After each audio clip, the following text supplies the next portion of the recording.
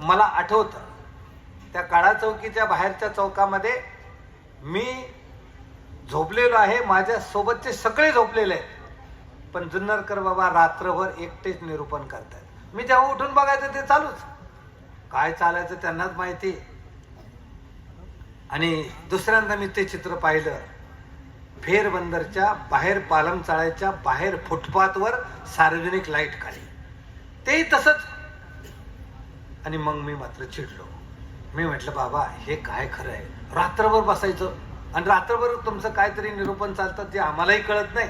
बरं ते एक झोपतं एक पुन्हा उठतं, ते झोपलं की पुन्हा दुसरं उठतं, तुम्ही बसलेलेच आहेत.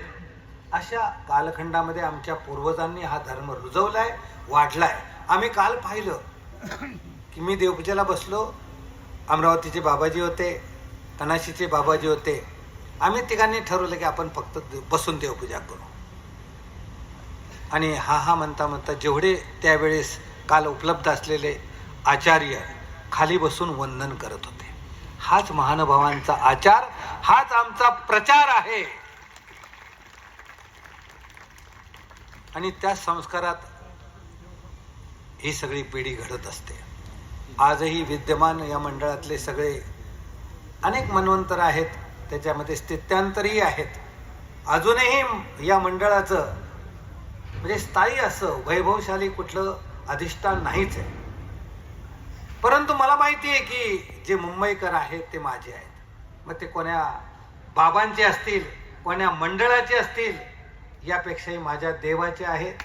तेवढं अवंचकपणे प्रेम मी त्यांच्यावरही केलं आणि त्याच्यापेक्षा म्हणजे माझ्यापेक्षाही त्यांच्याकडून मला ते अनुभवायला येतं. आणि म्हणूनच रौप्य महोत्सवाच्या निमित्ताने हे सर्व यांनीच लावलेले दिवे आहेत. 25 दिवे तुम्ही पाहिले असते. हे आपल्या अंतरी झळकत आहे. तुमच्या सर्वांच्या अंतःकरणामध्ये जे झळकते ना ते सर्व यांचं आहे. हा माल धन्याचा, मी तो भारवाही आहे. ज्या दृष्टांताने आपल्या सर्वांच्या अंतःकरणामध्ये एक ज्ञानांजन दिलेलं आहे. या वर्षीच्या समारोपीय सत्रामध्ये पहिल्या दिवसापासून शेवटच्या सत्रामध्ये मला वाटतं कोणता दृष्टांत झाला, तनधेल्या वावराचा. त्या तनधेल्या वावराच्या दृष्टांताप्रमाणे ही सर्व गुरुजन मंडळी काय करतात, नांगरी जे धुनी जे मग कासिया फेडी जे मग पेरीजे तर कुंभचासी तथा भारातोनी पिके.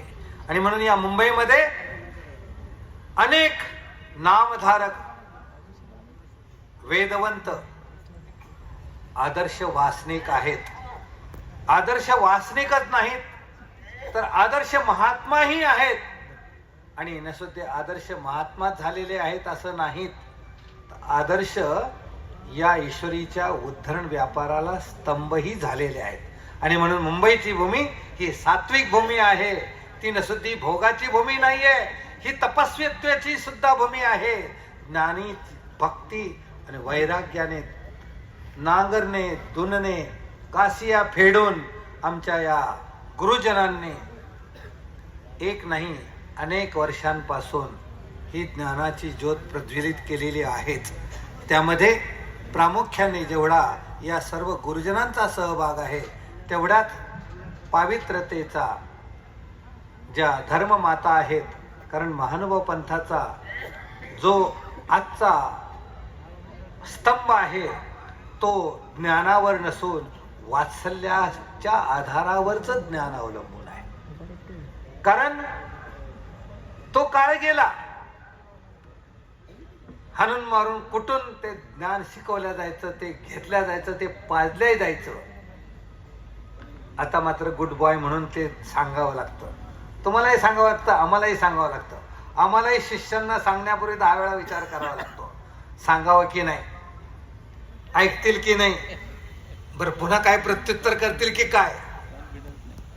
गुरु रणुगंतव्य या आज्ञेप्रमाणे आम्ही जर वाटचाल करीत राहिलो तर तुमचा निश्चितच उद्धार आहे.